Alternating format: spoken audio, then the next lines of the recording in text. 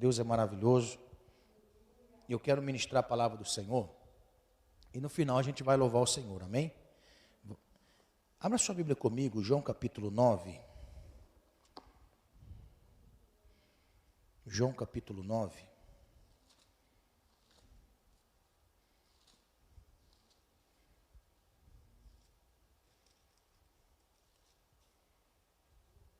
João capítulo 9. Os irmãos estão colocando fundo musical, enquanto a gente abre a Bíblia. João capítulo 9, verso 1. Glória a Deus. Nós vamos orar no final também. O filho da nossa irmã Josefa precisa da bênção de Deus, né, irmã Josefa? Vamos orar pelo Júlio César, que esteve na casa da nossa irmã Josefa no final de semana.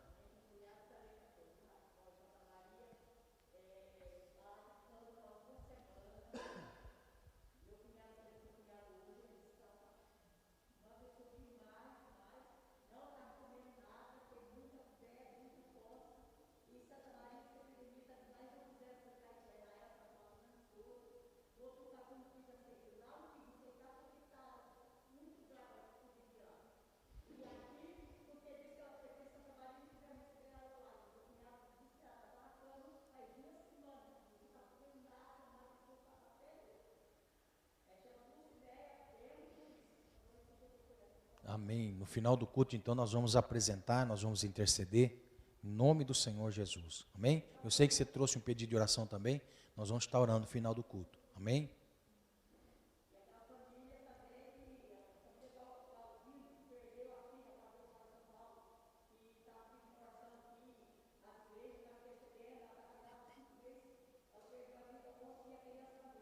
Meu Deus.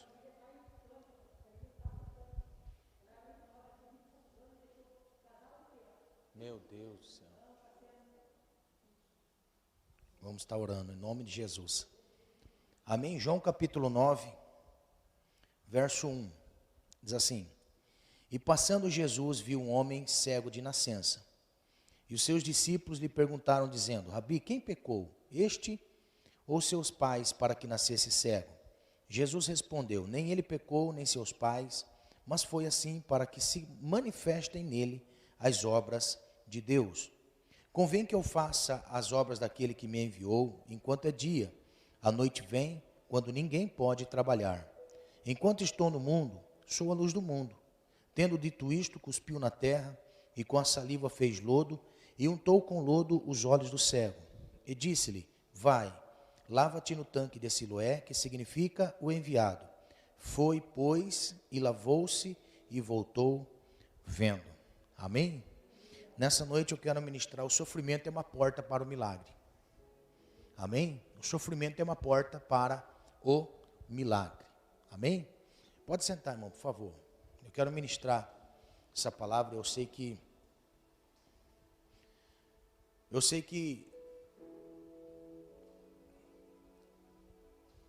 ninguém gosta de sofrer. Perguntar assim: eu amo sofrer. Não, ninguém gosta. Ninguém gosta de passar pela dor. Porque todo mundo atrela a dor ao mal. Não é? Sempre que nós falamos de sofrimento, o sofrimento é resultado de uma dor. Aí nós temos dores que são reflexo da alma e dores que são reflexo da carne. Ou reflexo de uma dor na alma ou reflexo de uma dor na carne. Todo sofrimento. Fala assim: eu estou sofrendo. Estou sofrendo. Distingue aonde está a sua dor. Na alma ou no físico. Estou com uma dor no rim. Estou com uma dor nas costas. Estou com uma dor na coluna. Estou com uma dor na cabeça. Defina a sua dor. Dói aonde? Estou com depressão. Eu não estou me sentindo bem, estou angustiado, eu estou ansioso. Dor na alma, sofrimento na alma. Então, nós precisamos distinguir aonde está a nossa dor. Nós precisamos distinguir aonde está a nossa dor. Nós precisamos ter discernimento aonde está a nossa dor. Existem dores que um Doril cura. Existe dor que Novalgina, excelente. Só que existe dor que não tem cura com remédio, tanto no físico como na alma. Dor no físico que não tem remédio. É uma dor, é um mal em que a medicina não encontrou ainda um remédio para remediar. Dor na alma não tem remédio. É por isso que os psicólogos fazem de tudo para remediar a alma, mas a alma não se remedia. Não tem como remediar a alma. Existem muitos medicamentos que trazem uma toxina muito grande para o corpo, que a pessoa perde o sentido para tentar tirar a dor da alma, mas não tem jeito. Então, toda dor tem um reflexo de sofrimento. Existem pessoas que estão vivendo um sofrimento há muito tempo. Existem pessoas que estão sofrendo no relacionamento. Existem pessoas que estão sofrendo no trabalho. Existem pessoas que estão sofrendo na família. Existem pessoas que estão sofrendo espiritualmente, na alma. Então, quando nós identificamos o nosso sofrimento, quando nós identificamos qual é a razão da dor e aonde está localizada a dor, nós precisamos buscar uma fonte de cura. Alguém diga assim: pastor, mas tanto tempo faz que eu estou buscando uma intervenção, uma cura. Quanto tempo faz que eu estou orando? Quanto tempo faz que eu estou buscando no médico? Quanto tempo faz que eu estou buscando a medicina? Quanto tempo faz que eu estou me tratando? Então, nós chegamos a uma conclusão que o meu sofrimento originado de uma dor parece que não tem cura. Seja na alma, seja no físico, não tem cura. Nós chegamos a essa conclusão. Se nós estamos na fé, deixamos a fé. Se nós não estamos na fé, passamos a descrer mais ainda, porque muitas pessoas já dizem assim: eu já orei bastante, muitas pessoas já estão orando por mim, muitas pessoas já estão intercedendo por mim, já estão pedindo para mim, e parece que está piorando a situação. Então, toda dor vai culminar num sofrimento. Aí nesse sofrimento nós temos uma semana, um mês, um ano, 10 anos, e se prolongando este sofrimento. Mas quando nós olhamos humanamente, perdemos a fé. Quando nós olhamos biblicamente, nós nos agarramos naquilo que chamamos de esperança. Nós nos agarramos naquilo que se chama esperança. Quando nós olhamos para a Bíblia, nós temos muitas pessoas, relatos de pessoas que estão registrados na Bíblia, e eu vejo que nada do que está na Bíblia está por acaso. Tudo tem um propósito. Nada do que está na Bíblia está por acaso. Inverte para mim, tira um pouquinho o som da caixa, põe aqui para mim, fazendo favor. Isso, pode tirar da nave da igreja. Isso, dá aqui para mim. Porque está reverberando o som está indo, está voltando aqui, eu estou ficando zonzo. Som, pode dar mais aqui para mim. Som, aí. Na nave da igreja, se quiser dar uma dividida, veja como está aí no final, amém? Porque o som sai da caixa, vai para lá e vem aqui, irmão. Eu estou ficando assim, meu. Depois você corta isso aqui, Mateus, que eu estou falando. Olha só. Existe dor que passa o tempo e nós não temos uma resposta. Então nós nos agarramos a uma esperança. É por isso que a palavra de Deus mostra muitas pessoas, revela para nós muitas pessoas, que nas suas necessidades, a única coisa que eles tinham era uma esperança. Esperança. O que é esperança? Esperança é resultado de uma tribulação, de um sofrimento. Por quê? Porque a tribulação produz paciência. A paciência, perseverança, e a perseverança, esperança. Então, a esperança, ela é resultado de um sofrimento. Então, ninguém que está passando pelo sofrimento pode dizer assim: eu não tenho mais fé. Porque quando nós olhamos para a Bíblia, A tribulação, ela resulta na esperança daqueles que amam ao Senhor. Aqueles que amam a Deus, eles convergem para a esperança. Quando nós estamos em Deus, as batalhas da nossa vida são evidentes, como o seu parente que não é crente, como o seu vizinho que não teme ao Senhor. A mesma coisa que sucede para nós, sucede para muitos e muitas pessoas no mundo. Quando nós estamos em Deus, nós precisamos codificar a nossa mente de que a dor e o sofrimento não pode ser ponto final na nossa vida. Dor e sofrimento, nós precisamos culminar na esperança. Por quê? Porque dentro desta tribulação existem outras duas coisas que nós precisamos aprender na nossa vida. Porque a tribulação, ela vai produzir em nós não temos paciência. Nós não temos paciência. A paciência, ela só nasce de um sofrimento, advindo de uma tribulação. A paciência nós não temos. Nenhum ser humano tem paciência. O ser humano adquire paciência e ele torna-se paciente de uma tribulação.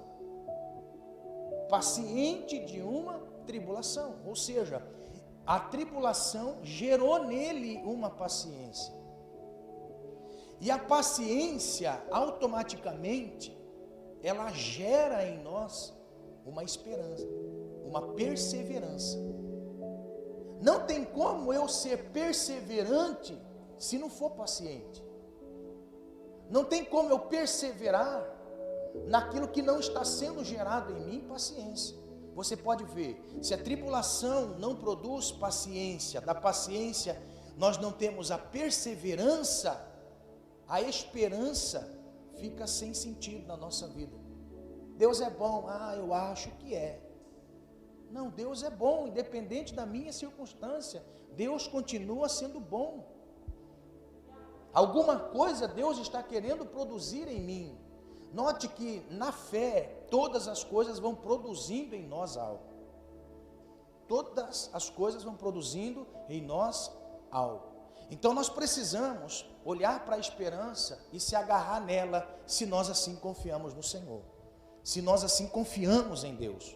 Então todo sofrimento advindo de uma dor vai me ensinar nesta noite que nenhum sofrimento que nós estamos vivendo fica sem resultado de Deus. Sempre tem uma resposta para nós. Por quê? Porque o sofrimento é a porta para um milagre. Se a esperança, eu me agarro nela para alimentar a minha fé e crer em Deus, ao passo que eu caminho com Deus nesta fé, automaticamente a porta se abre para acontecer alguma coisa na minha vida. Para acontecer alguma coisa na minha vida. Pastor, tudo que o senhor está dizendo para mim, pastor, tem fundamento, mas eu não consigo crer. Então, se você não consegue crer que a tribulação produz uma paciência, da perseverança, depois vem a esperança, eu sendo em Deus, eu quero levar você para um caminho convergente. Eu quero caminhar nesta noite e mostrar para você que nós temos um Senhor que conhece a nossa vida. E mesmo em meio a um sofrimento, Ele conhecendo a nossa vida, sabendo que nós não temos fé, mas Ele intervém na nossa vida para revelar para nós que nenhum sofrimento fica sem um resultado. Deus trabalha na nossa vida. Porque o texto mostra para nós algo muito interessante, e nessa noite eu quero ministrar 4 coisas interessantes nesse texto. 4 revelações, ou 4 lições, este texto tem para trazer para nós, para aqueles que estão vivendo no momento de sofrimento, e que não tem fé, e que não consegue enxergar algo, e que não consegue ver algo na sua vida, não consegue ver uma resposta na sua vida. Eu sei que em todos os momentos Deus tem um propósito. E no tempo de Deus, todas as coisas, elas se encaixam. Tudo na nossa vida, com o tempo, se encaixa. Irmão, se tem uma coisa maravilhoso em Deus é como Ele administra o tempo na nossa vida. Como Deus administra o tempo na nossa vida.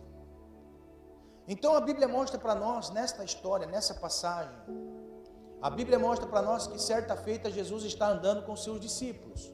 Então Jesus andando com seus discípulos, imagine a cena, Jesus com 12, no meio da multidão, no meio das pessoas, Jesus andando, e o verso 1 do capítulo 9 mostra o que para nós?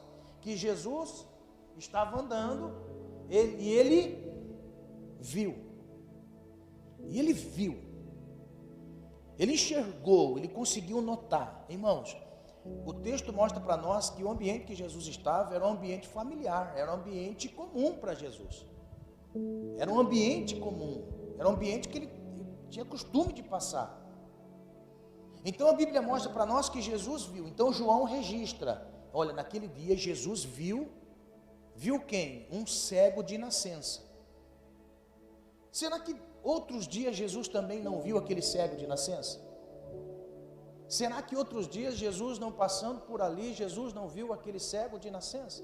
Se está dizendo que é de nascença, e a Bíblia coloca para nós que era um homem, porque quando a Bíblia mostra para nós um jovem, podia ser um jovem de 20 anos, que é considerado jovem. Mas aqui a Bíblia diz para nós que era um homem. Então, se era um homem, muitos e muitos anos, ele estava ali naquele lugar. Ele era um cego de nascença.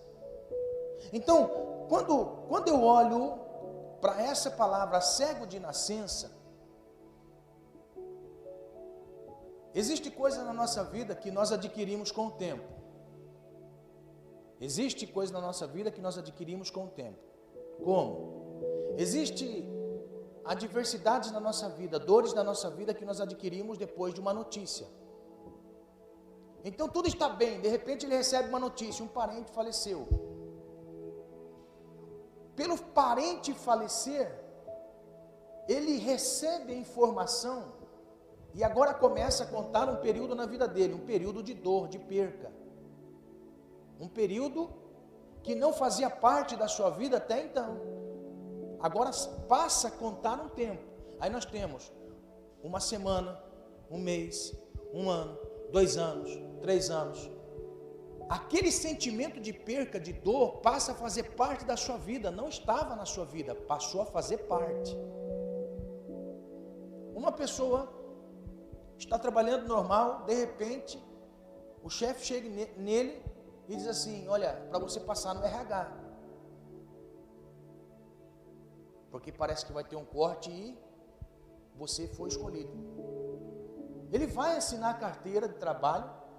Naquele período da sua vida, ele passa agora a viver um novo tempo. Ele passa uma semana desempregado, um mês, um ano, 2 anos. Aquela dor passou a ter um tempo na sua vida. Talvez aconteceu certa coisa na sua casa, na sua família, e passou um tempo na sua vida agora ser adquirido daquele mal. Agora você imagine comigo, um homem que nasceu cego, uma pessoa que nasceu cego. Imagine conosco, se aproximadamente esta cegueira viesse advindo de uma idade de 40, 50 anos, cego. 40, 50 anos cego. Qual é a conclusão que nós chegamos? Para esse não tem mais jeito. Uma pessoa que está há 50 anos na bebida, tem jeito? A gente olha e fala assim, não tem mais jeito. Por quê? Porque já está tomando até álcool, deixou de tomar pinga para tomar até álcool já. Ele deixa a bebida e já tem abstinência. Aquele ali está 30 anos nas drogas, já foi internado várias vezes. Então nós atrelamos um tempo longo de sofrimento na vida, nós atrelamos que não tem mais jeito. Nós atrelamos aqui não tem mais condições de mudar, de reverter. Não tem mais como nós olharmos e falar assim, ó, não tem jeito mais de mudar. Então, a palavra diz para nós que Jesus, passando por aquele ambiente, Jesus viu o cego. Será que Jesus não tinha visto ele algumas vezes? Então, a primeira lição que nós aprendemos a respeito do sofrimento é que quanto maior o sofrimento, maior também a revelação de Deus. Quanto maior a adversidade, maior também vai ser a glória de Deus manifesta. Quanto mais tempo passa esta pessoa do qual você vem clamando, esta pessoa nem fé tem, esta pessoa nem acredita em Deus, mas quanto tempo faz que você já está orando? Quanto tempo faz que você já está clamando? Quanto tempo faz que você já está suplicando? E você diz assim, não tem mais jeito, é muito difícil acontecer alguma coisa, mesmo você clamando. E nessa noite o Senhor está dizendo, quanto maior a dificuldade, quanto maior a dor, quanto maior o sofrimento, maior também é o milagre de Deus. Aleluia!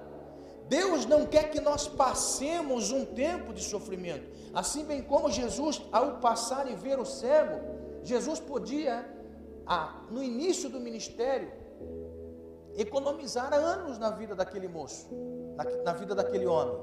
Por quê? Porque ao passar ali, Jesus podia notar que ele estava sofrendo há muito tempo, e Jesus dizia assim, eu vou curar este cego. Por que Jesus, ao passar por aquele ambiente, Jesus já não interviu na causa do cego?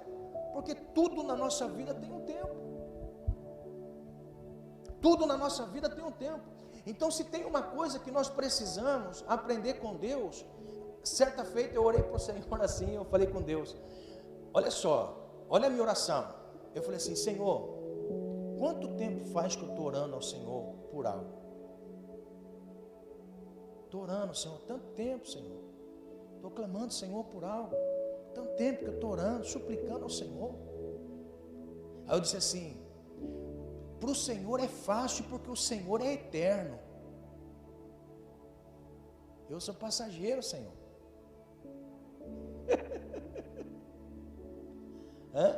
Você já orou assim também? Eu já orei. Irmãos, olha só cada oração que a gente faz. É por isso que Tiago vai falar assim, vocês não recebem porque vocês pedem mal. Olha só, depois a gente começa a analisar a oração, fala, meu Deus do céu, não é? Porque o sofrimento tira de nós qualquer expectativa de coisa certa, irmão. O sofrimento, você pode ver, uma pessoa que está com muita dor, ele chega em casa, vai tomando remédio, ó, estou com cólica de rim, toma 2 Buscopan. Por quê? Porque o sofrimento tira de nós uma consciência. Agora, o sofrimento prolongado chega a nós, a forma de nós pedirmos ao Senhor que intervenha na nossa causa, de uma maneira ou de outra. Senhor, intervém na minha causa, porque o Senhor é eterno, eu sou passageiro, eu tenho apenas alguns anos de vida pela frente. Então, o que o cego nos ensina? A Bíblia diz que ele era de nascença. E a Bíblia diz que ele, sendo cego de nascença, ele não pediu para Jesus ser curado, porque ele estava conformado com a situação. Ele talvez não pediu para Deus ser curado, irmãos. Ele não pediu para Deus ser curado. Ele não pediu para Jesus curar ele, porque ele se conformou com a situação. Ele se conformou com a situação. E quando uma pessoa se conforma com a situação, ela perdeu a esperança, tanto fez como faz. Nossa, como que está a sua vida? Vou mudar isso. Ah, tá bom assim. Tá bom desse jeito. Não, vamos dar uma estagnada, vamos mudar o visual, vamos mudar o ambiente, vamos mudar as coisas. Ah, não, tá bom assim. A pessoa passa a ser refém do tempo, do sofrimento na vida. E o Senhor nessa noite está dizendo assim, Ele está vendo você, Ele está vendo o tempo que você está sofrendo. Ele está vendo. Então, quanto maior a dificuldade, maior o tempo, maior também a revelação de Deus. Aleluia. Olha só, o cego estava ali fazia tempo ele estava ali, não pediu para Jesus curá-lo, não pediu para o Senhor intervir, se acostumou com o tempo de sofrimento, irmão. Olha só, se acostumar com a dor é algo terrível para nós. Se acostumar com a dor O Senhor nessa noite está dizendo para nós, Ele está vendo a sua dor, Ele está vendo o seu sofrimento, Ele está vendo o seu momento, e nenhuma dor, irmão, está sobre nós por acaso. Alguma coisa Deus tem através da nossa dor. A Bíblia mostra para nós que o propósito do sofrimento do justo sempre vai ser para glorificar a Deus. Aleluia. Se existe um sofrimento advindo do pecado, é consequência do pecado aquela dor. Igual eu estava orando uma vez me convidaram para fazer uma oração na casa de uma pessoa, e esta pessoa, eu cheguei lá, eu sempre conto isso aqui, eu cheguei lá na casa, a mulher estava assim,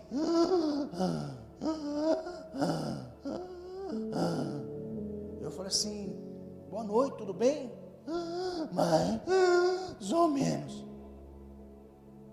Aí aquela mulher estava naquela angústia de falta de ar, eu perguntei, o que ela tem? Ela falou assim, minha mãe tem câncer no pulmão. Eu falei, meu Deus do céu. Mas nós chamamos o Senhor aqui porque a gente crê que Deus pode curar. Eu falei, glória a Deus. Eu creio também na cura. Deus é o Deus do impossível. Quanto maior a dificuldade do sofrimento, maior também é o milagre. Glória a Deus, né? Eu fui motivado.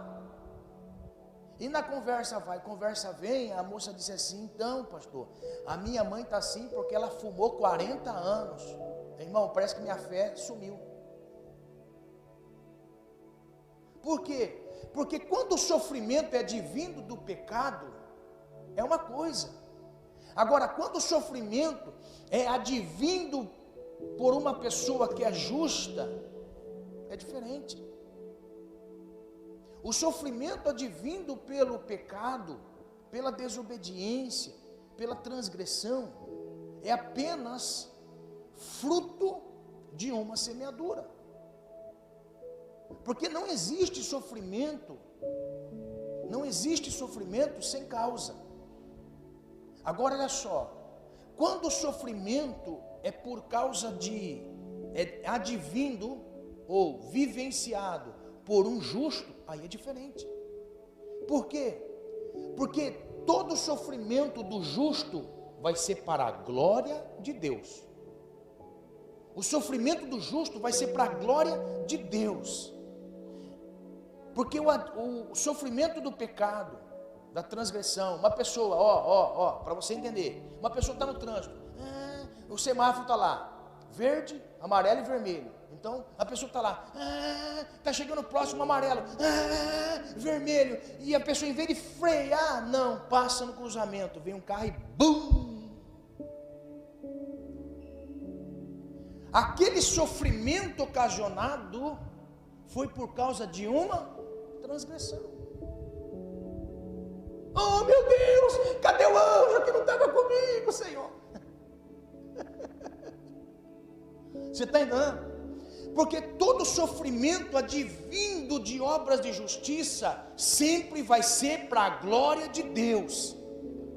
Sempre vai ser para a glória de Deus. Agora olha só que interessante. Jesus passou e viu o cego.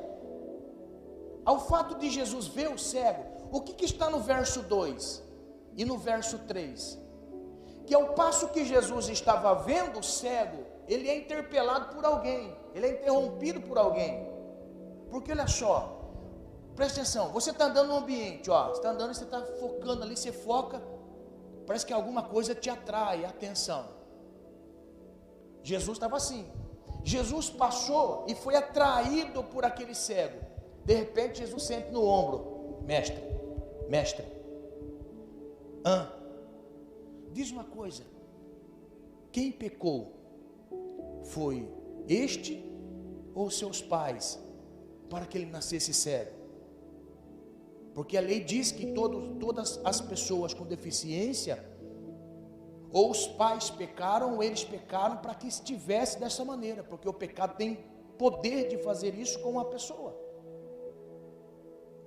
Jesus olha para ele e fala assim, nem este pecou, e nem os seus pais pecaram, mas ele está sim para que se manifeste as obras de Deus. Você consegue entender isso? Você consegue entender? Você já percebeu que quando nós estamos enfermos, nós começamos a fazer um raio-x? Não, pastor, nunca pensei nisso. Pois a partir dessa noite pense. A situação que você está passando, o sofrimento que você está passando, comece a fazer uma analogia deste sofrimento. Chegou a uma conclusão? Chegou o porquê que está sofrendo? Sim, não é por causa do pecado, não é por transgressão, não é por nada. Tenho sido fiel ao Senhor, tenho sido fiel nos dízimos, nas ofertas, tenho abençoado pessoas, tenho contribuído, tenho estado servindo ao Senhor, tenho amado pessoas, tenho honrado meu lar, tenho trabalhado honestamente, tenho o fruto da obra das minhas mãos, é o resultado do meu pagamento. Tenho sido fiel ao Senhor em todos os aspectos, tenho procurado ser fiel. Talvez você está igual Jó. Jó era tão fiel, tão fiel, tão fiel, irmão, que ele olhava para si e não via pecado, ele olhava para a esposa e não via pecado, olhava para os filhos e não via pecado. O que ele fazia? Ele sacrificava a Deus se porventura os filhos dele viessem pecar. É como se, olha só, como que Jó era tão temente a Deus. Ele disse assim: eu não sei se meus filhos estão pecando, mas eu já vou separar a oferta de sacrifício hoje, como se fosse um cartão de crédito para Deus. É como se fosse um depósito, Senhor, está aqui, ó, eu estou sacrificando ao Senhor, mesmo sem saber se estão pecando, para que nada aconteça na vida deles. Olha só, o que Jesus disse para o discípulo? Disse assim: nem este aqui pecou. Então, sobre a alma desta pessoa que está sofrendo, não há culpa, porque ela não tem pecado. E Jesus diz: na genealogia deste cego, ninguém pecou. Ninguém. Ele só está assim, porque ele veio ao mundo para que as obras de Deus se manifestem. Aleluia! Aleluia! Então, que conclusão nós chegamos? Irmãos, quando um justo está sofrendo, você pode ter certeza que a resposta de Deus, quando vir, muitas pessoas vão glorificar a Deus. Até aquele que não pecou, até aquele que não conheceu a Deus, vai glorificar a Deus. Por quê? Porque vai enxergar Deus na vida da pessoa. Então, olha só, se você está na condição, olhando para você e tanto sofrimento, Deus só tem para te dizer assim, ó: acalma o seu coração. Canta aquela música do Anderson Freire: acalma o meu coração, acalma o meu coração. O vento está soprando, mas é te adorando que eu encontro a... Amém? Acalma o seu coração. Peça para Deus acalmar seu coração. Peça para o Espírito de Deus acalmar seu coração. A dor está tamanho, o sofrimento está tamanho. Você sabe que você honra ao Senhor, você busca ao Senhor, você serve ao Senhor, você tem a cada dia temor de Deus na sua vida. Se você está passando por um sofrimento, seja na alma, seja no físico, e você não está tendo força para esperar em Deus, peça para Ele acalmar seu coração, tirar essa ansiedade do seu coração. Aleluia! Irmão, sabe como que você tira a ansiedade do coração? Aprenda isso em nome de Jesus. Se todas as coisas nós temos que orar, senta na sua casa, quando a ansiedade tomar conta do seu coração, escreve o que está tirando a ansiedade do seu coração. Faz igual essas preciosas preguiças. Ó, você pega aqui, ó, caiu da Bíblia da irmã Lúcia. Ó, você pega um papel, escreve o que está tirando a sua ansiedade. Escreve. Pastor, vai dar um caderno? Não tem problema, escreve o caderno. Ó, escreve o caderno, escreveu a folha, escreveu. Aí você pega e você vai falar, você vai entrar no quarto e vai dizer assim: Senhor, como diz a tua palavra, eu tenho que entrar, fechar a porta do quarto, porque a tua palavra diz que em secreto que o Senhor quer me ver orando, chorando, lacrimejando, soluçando. É na tua presença que o Senhor me quer, então eu estou aqui. Aleluia! Fecha a porta do seu quarto, fecha a porta do quarto, fechou a porta do quarto. Aí quando você for ajoelhar, você pega tudo aquilo que está tirando a ansiedade. Você vai fazer isso aqui, ó. Você vai dobrar o joelho em cima. Porque a palavra de Deus diz assim para nós, que nós temos que lançar ao Senhor toda a nossa ansiedade. Nós temos que lançar para Deus. O que a palavra mostra para nós lançar? É a mesma coisa de nós arremessar uma pedra. O sentido original da palavra lançar é arremessar e com força. Lançar. Então, naquele momento que você está na oração, você vai simular uma pedra, um peso muito grande. Você vai pegar e vai lançar a Deus. Ó, você está lá, você está assim. Você vai orar, você vai lançar ao Senhor. Senhor, a sua palavra diz que eu tenho que lançar para o Senhor. Lançar ao Senhor toda a minha ansiedade, o que está corroendo dentro de mim, o que está tirando minha noite de sono, o que está tirando a minha paz, o que está tirando o meu ânimo. O Senhor sabe, Deus, que eu tenho buscado ao Senhor em todos os detalhes da minha vida. O Senhor sabe que nas minhas limitações e forças eu tenho sido fiel ao Senhor. Ora, mas ora. Se não tiver palavra, chora, mas chora. Quando não tiver mais lágrima para você chorar, e que você passar aquele momento de oração, pegando essa pedra tão pesada e lançando para o Senhor, lançando, você vai levantar, vai pegar a folha, vai colocar dentro da sua Bíblia, enxugar as lágrimas, ó, sair do quarto e começar uma nova vida.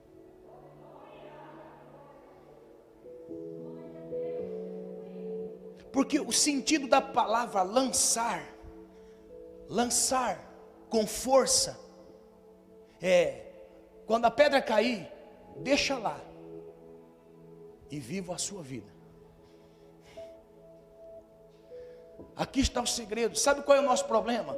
O nosso problema é que a gente faz assim: Senhor, está doendo, Senhor, está assim, Senhor, está assim, Senhor. Ó, orou, saiu. Como que está, irmão?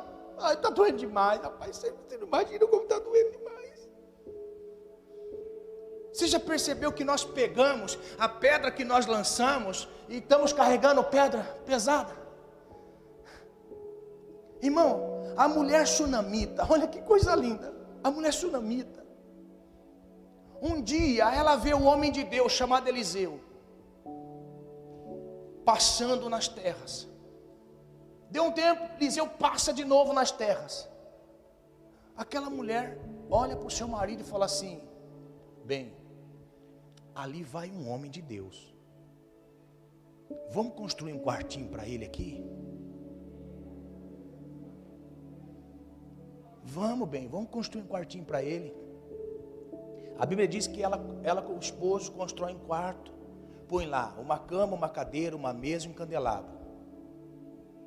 E chama o profeta para se hospedar naquele quartinho. Então todas as vezes que Eliseu ia para aquela região, se hospedava onde? Na casa dessa mulher. Essa mulher fazia de tudo para o profeta.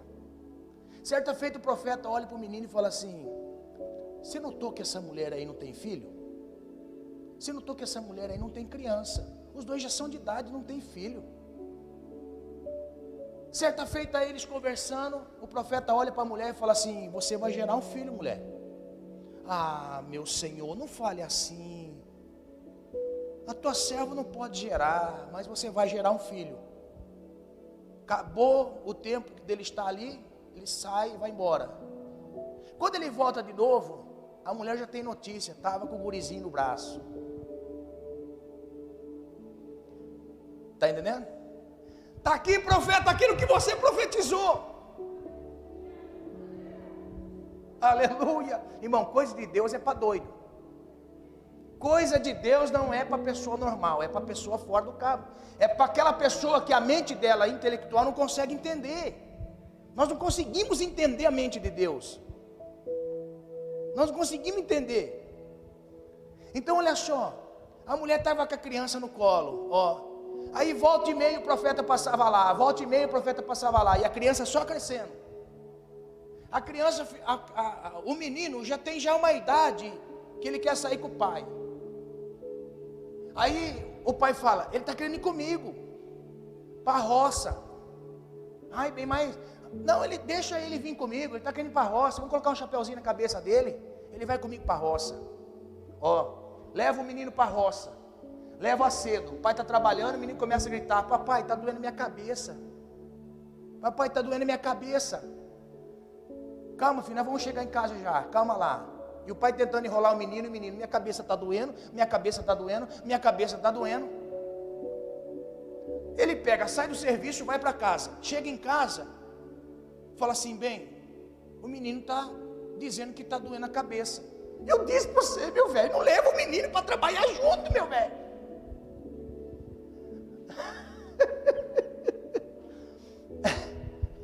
Olha só, eu sei que o inteirinho, até a tarde, o menino já estava morto. O menino morreu de insolação. Quando ela dá notícia para o marido fica todo preocupado. Ela fala assim, meu bem, nós não pedimos filho para o profeta. Nós não pedimos filho para o profeta. Nós não chegamos para ele, profeta, profetiza na nossa vida, porque nós queremos um filho. Foi Deus quem nos deu o filho por intermédio do profeta. Ele profetizou, Deus ouviu e nos deu o filho. Então esse problema aqui não é nosso. Essa dificuldade aqui não é nossa. Eu vou aonde? Eu vou buscar o profeta que profetizou isso. Eu vou lançar ao Senhor a minha ansiedade. Aleluia, aleluia, aleluia, aleluia. Eu vou lançar ao Senhor a minha ansiedade. Eu vou pegar esse peso, tamanho, e vou lançar ao Senhor. Ó, o que ela fez? Ela pegou a criança, deu banho na criança, morta. Ó, colocou a criança na cama do profeta, fechou a porta e disse assim, bem, manda os moços apiar um jumento para mim. Onde você vai? Vou atrás do profeta. A Bíblia mostra para nós que ela pega, monta no jumento e vamos. Ó, ela estava lançando ao Senhor a sua ansiedade. Irmão, já imaginou uma mãe deixar uma criança no quarto morta e ir conversar com um homem de Deus? É fé, não é? Aleluia, aleluia. Ela estava indo com o jumento, e vai. O profeta teve a revelação. A mulher está vindo aí. Vai ao encontro dela, pergunta se está bem com ela, pergunta se está bem com o marido, e pergunta se está bem com o menino. Olha só, 3 perguntas ele iria ter que fazer. O jovem sai desembestado e vai ao encontro da mulher. A mulher ainda no jumento, o menino correndo, pergunta, ei, vai bem com a senhora? Vai bem comigo? Vai bem com o marido? Vai bem também. Vai bem com o filho? Vai bem também. O filho estava morto, irmão. O filho estava morto. Está entendendo? Pegou a revelação. Quando a mulher chega no profeta, ela dobra o joelho e desaba. Por quê? Porque ela tinha um problema. Mas ela sabia que já tinha deixado a sua ansiedade nas mãos do Senhor. O homem de Deus vai para a casa dela, ressuscita o filho. O filho é ressuscitado. Aleluia. Sabe o que eu aprendo aqui? Quem lança ao Senhor a ansiedade, continua a sua vida. Continua a vida. Amados, em nome do Senhor Jesus, entenda. Você está curado, você está liberto, você está salvo, você está próspero, você está abençoado por Deus. Glorifica a Deus. Glorifica a Deus, codifica a sua mente. Amém? Codifica a sua mente. Em nome de Jesus, codifica a sua mente. Muda a sua mente a partir do momento que você lança ao Senhor. Amém? Pegou aquela pedra pesada, lança ao Senhor. Por quê? Porque quando a manifestação de Deus vem na vida do justo, Deus é quem é glorificado. Amém? Então, a segunda lição importante que nós temos que ter em mente é que toda dificuldade advindo de um sofrimento terrível, tudo na nossa vida é para a glória de Deus. Para a glória de Deus. Se você tem vivido uma vida com o Senhor, é para a glória de Deus, é para a glória de Deus. Como está? Está bem, está bem. Aleluia. Está sangrando? Está bem. Vai passar. Vai passar. O que eu aprendo com esse cego? O sofrimento do justo tem um limite. Deus põe limite no sofrimento quando Ele intervém. Agora olha só, quando Deus intervém no nosso sofrimento, não pergunte para Ele como Ele vai fazer. Sabe qual é o problema de cada um de nós? É que nós queremos direcionar o Senhor. Sim ou não? Sim, somos nós quem dizemos para Deus como é que Ele vai agir na nossa vida. Senhor, faz assim, Senhor, faz assim, Senhor, faz assim. Irmão, entenda, quando Jesus olhou para o discípulo e disse, ele está assim, porque Deus vai manifestar uma obra na vida dele. Consequentemente, no verso 6, Jesus vai dizer o quê? Ele vai chegar para aquele homem que estava cego. Porque Jesus queria que os discípulos entendessem que o Pai trabalha dia e noite, e Ele trabalha também. O que o Pai faz, Ele faz também. Então naquele momento que Ele vai para o cego, Ele vai trabalhar na vida do cego.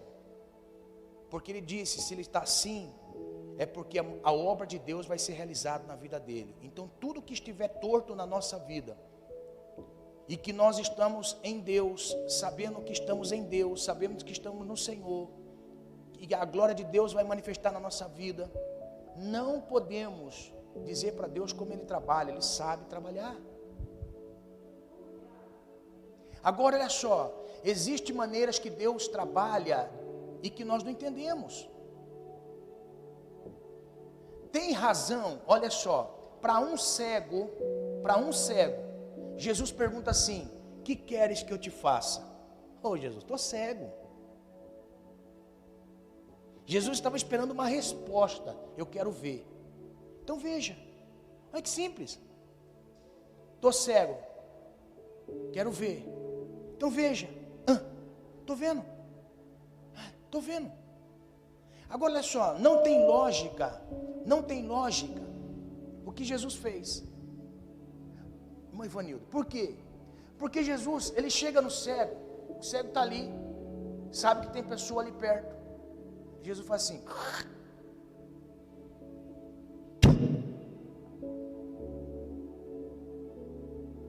Ai, que nojo.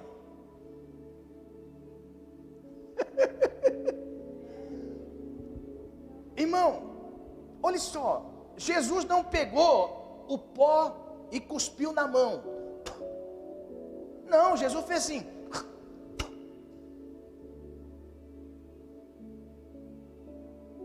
Ah, não, Jesus. O que o Senhor vai fazer?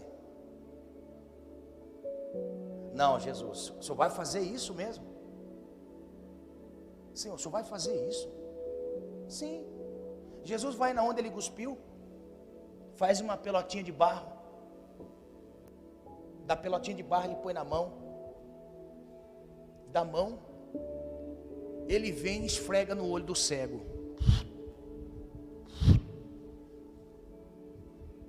Você está entendendo?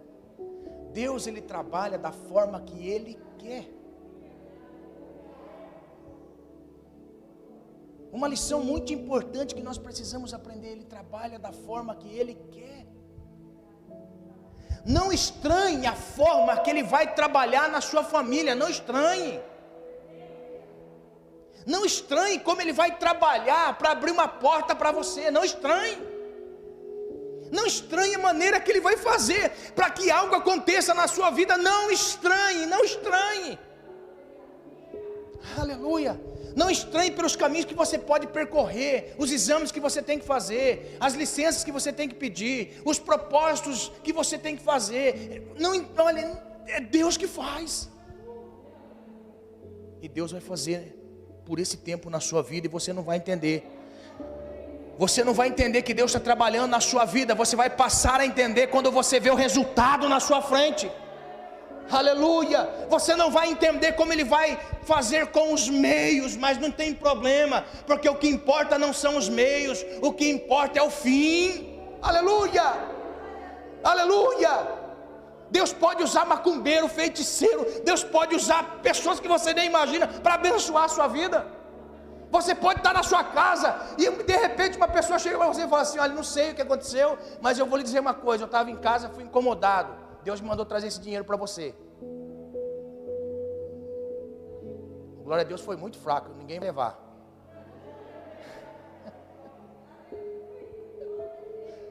Vou repetir. Você vai estar em casa aflito, aí alguém vai bater no portão da sua casa e vai dizer assim: eu não sei o que aconteceu, eu só estou aqui porque Deus mandou trazer para você esse dinheiro, está aqui, ó.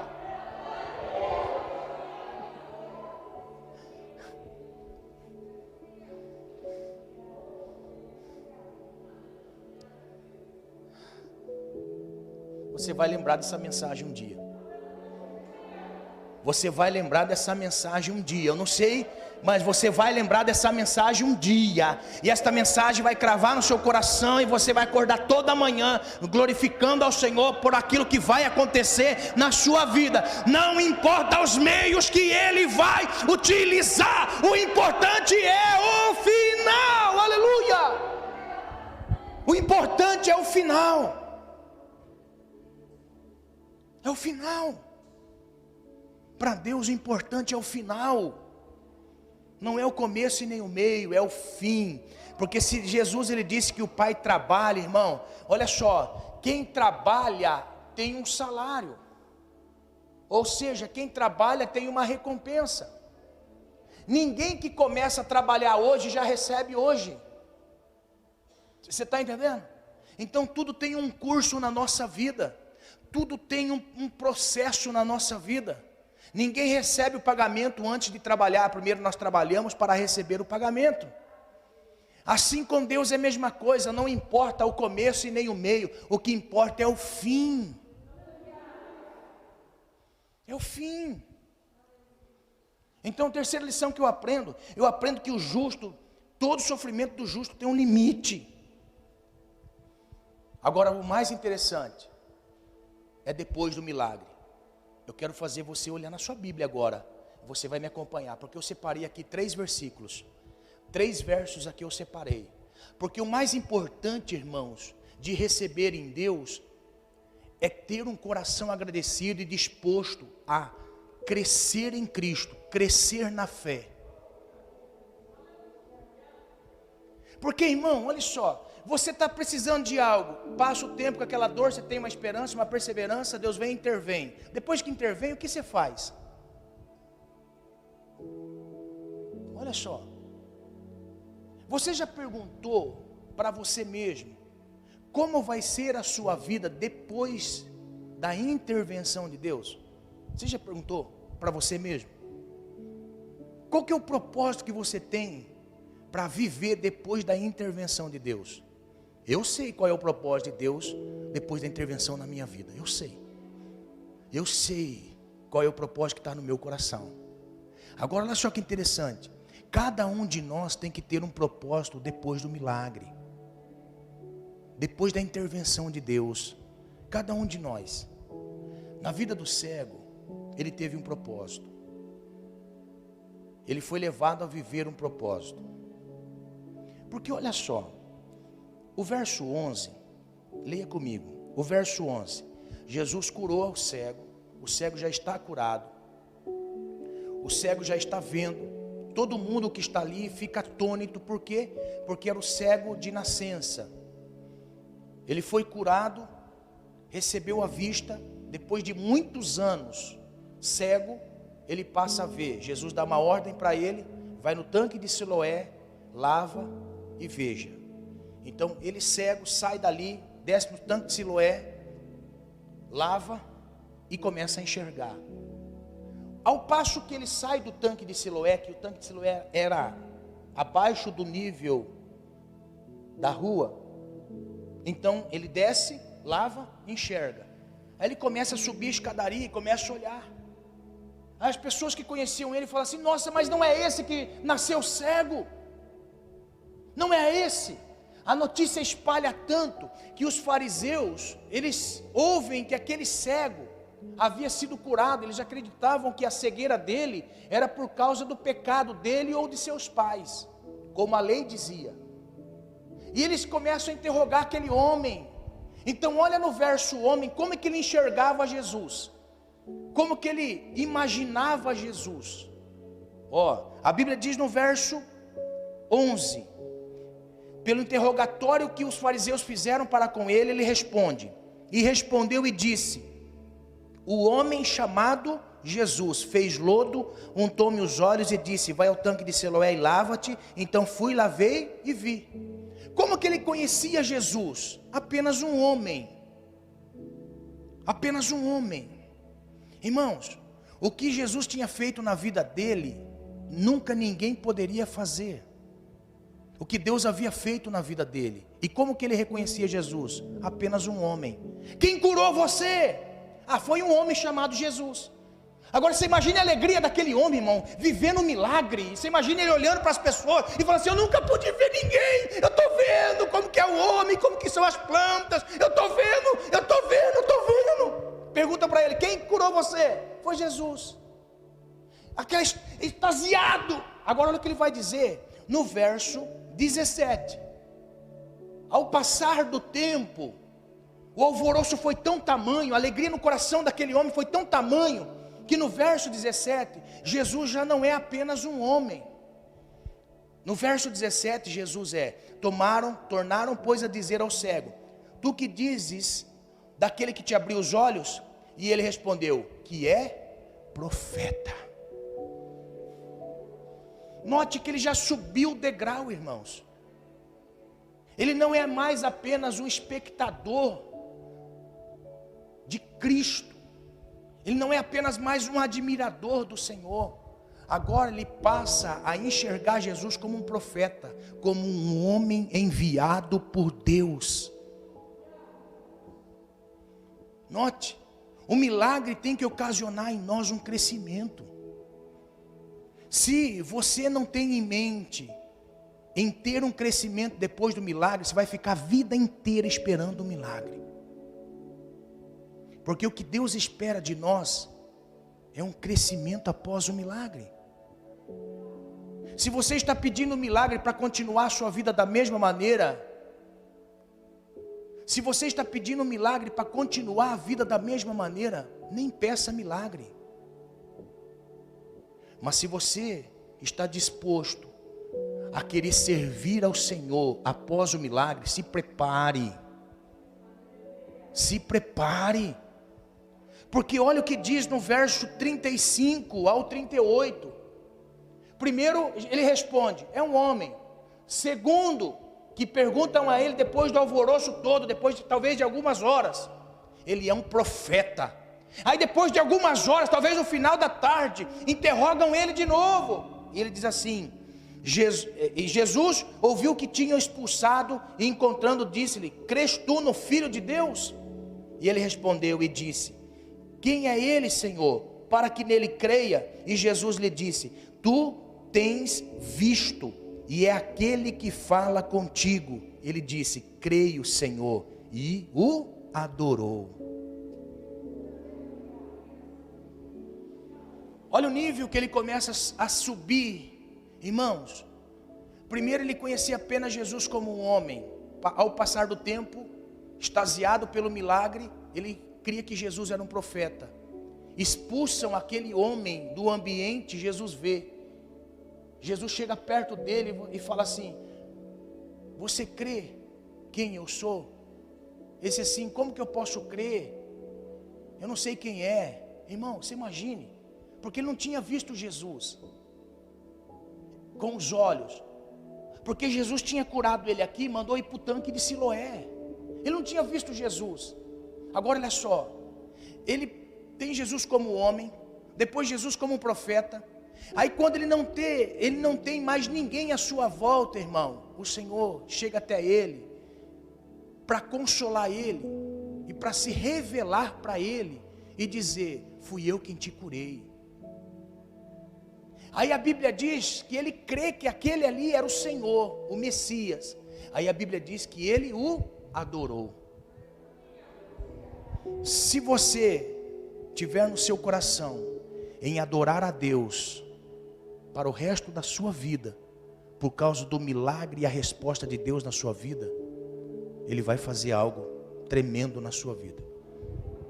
Foi a mensagem que Deus me deu essa noite para ministrar a você. Se coloque de pé em nome do Senhor Jesus.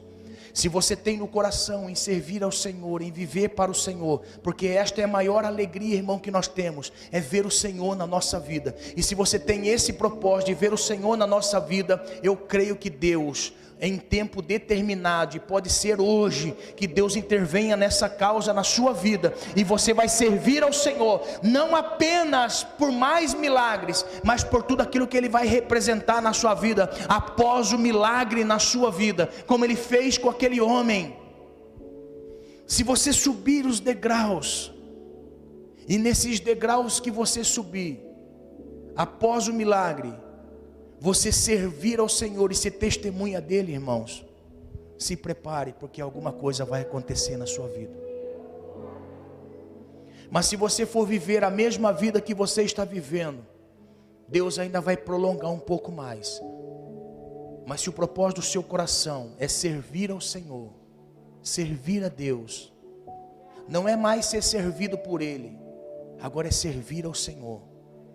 E nesse servir ao Senhor, você encontrar prazer no Senhor, de adorar ao Senhor, se preparem que Deus quer fazer algo novo na sua vida. Deus quer fazer algo novo na sua vida. Eu não quero frustrar a sua fé, eu quero animar a sua fé e dizer: Deus tem compromisso com os seus. Usa a sua fé, porque a fé honra a Deus e Deus honra a fé. Honre a sua fé, porque a sua fé honra a Deus. Eu quero em nome de Jesus profetizar sobre a sua vida. Os irmãos vão vir aqui, nós vamos ofertar ao Senhor. Desse lado aqui tem alguém que precisa de uma intervenção de Deus, um pedido de oração? Simone, glória a Deus. Mais alguém aqui desse lado? Família do sobrinho que está com Covid. O Eric, glória a Deus. Esposo da amiga internada que está com Covid. Mais alguém? A Josefa.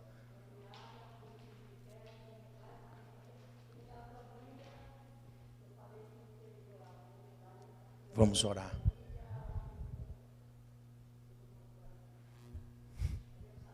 Glória a Deus. Uma Silvia. Maria José, glória a Deus. Mais alguém aqui? Desse lado?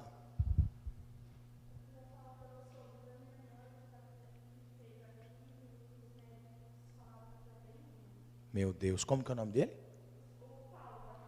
O Paulo. Nossa.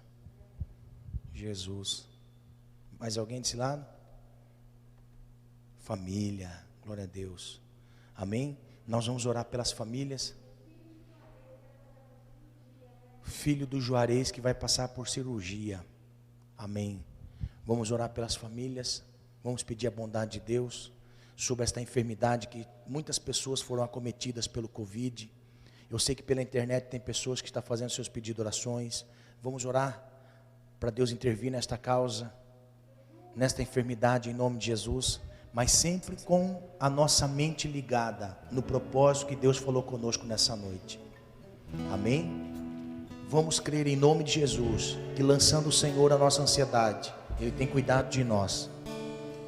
Vamos ter em mente que após o milagre, nós não podemos mais viver a mesma vida que vivemos. Após o milagre nós temos que ter propósito. Após a intervenção de Deus, após o sinal de Deus, porque todo milagre de Deus é um sinal de que Ele está querendo que nós comecemos uma nova vida. Ele está querendo que nós venhamos a crescer em adoração, em serviço. Após o milagre, o Senhor quer que nós venhamos se entregar por completo, sem reserva de dúvida, sem se preocupar com dogmas, com pessoas, com família que não crê. Aprenda em nome de Jesus. O Senhor está querendo que após o milagre nós nos tornemos outra pessoa, após a intervenção de Deus. É por isso que eu acredito que muitas vezes o Senhor permite algumas pedras no sapato para nos mudar, para nos moldar. Algumas pedras às vezes que nós tropeçamos, o Senhor está dizendo: você é homem e eu sou Deus. Aleluia. O Senhor está querendo se revelar a nós, amém? Nesse mesmo espírito de adoração nós vamos buscar a face de Deus. E se você for ofertar ao Senhor, oferte com fé. Se você for ofertar nessa noite, oferte com fé. Oferte fazendo propósito diante de Deus, porque é assim que Deus, Ele diz na sua palavra: fazei propósito diante de mim, fazei prova diante de mim, se eu não vos abrir uma janela do céu. A intensidade da nossa entrega é a intensidade da revelação dEle, amém? Você acredita nisso? Vamos orar por esses propósitos de oração. Feche seus olhos. Senhor, Tu tens sido nosso refúgio, e é por isso que estamos na Tua casa. Queremos ofertar ao Senhor, ó Deus, e que a bênção do Senhor acompanhe, Senhor, a todos aqueles que numa fidelidade ao Senhor entrega a oferta ao Senhor. Pai, em nome de Jesus, como diz a Tua palavra, que venha romper os céus, Pai querido, de tal forma que janelas se abram no céu, e que venha a abastança, Senhor, sobre a oferta de Teu Filho, a oferta da Tua filha, em nome de Jesus. Pai, nesta noite nós fizemos alguns pedidos de orações. Não é que o Senhor não sabe, não conhece, é que nós, Pai querido, queremos nos disciplinar a esperar no Senhor, a confiar no Senhor. Nesta noite foi dito que nós temos que lançar ao Senhor a nossa ansiedade, aquilo que nos traz ansiedade, aquilo que nos move em ansiedade e que nos paralisa, nos bloqueia, nos impede, Senhor, de servir ao Senhor. Pai, esta dor, Senhor, que gerou um sofrimento na alma ou no físico, Senhor, em nome de Jesus, que haja intervenção de Tua boa mão, que haja intervenção da Tua boa mão, e que venha sobre a vida desta pessoa um tempo novo, um tempo diferente, um tempo de glória, um tempo de revelação, um tempo de adoração. Que venha um tempo novo na vida desta pessoa, que após este milagre muitas coisas saiam do normal e sejam anormal, Senhor, em nome de Jesus, Pai. Que após o milagre esta pessoa possa ser um discípulo do Senhor, ser um enviado do Senhor. Senhor, em nome de Jesus, o Senhor conhece as pessoas que estão sendo apresentadas neste momento. Senhor, em nome de Jesus, opera o Teu milagre na vida desta pessoa, revela a Tua grandeza, revela o Teu propósito. A todos que pediram, Senhor, para Teus filhos orarem na igreja, orarem, intercederem, Senhor, em nome de Jesus, se revela na vida destas pessoas. Senhor, que um tempo novo venha, que um tempo novo venha, através, Pai querido, desta pessoa, através desta pessoa, que um tempo novo venha, que um tempo de glória, que um tempo de revelação, que um tempo de glória, que um tempo de glória venha sobre a vida desta pessoa, que um tempo de glória venha, que um tempo de glória venha, em nome do Senhor Jesus Cristo, em nome do Senhor Jesus Cristo. Venha um tempo de glória, de renovo, de ânimo, de fé, que ao sair daqui convicto desta palavra, os céus se movam, Senhor, a favor desta pessoa, em cada propósito nesta noite. Que venha a Tua boa mão, em nome de Jesus, em nome de Jesus, em nome de Jesus, em nome de Jesus, em nome de Jesus.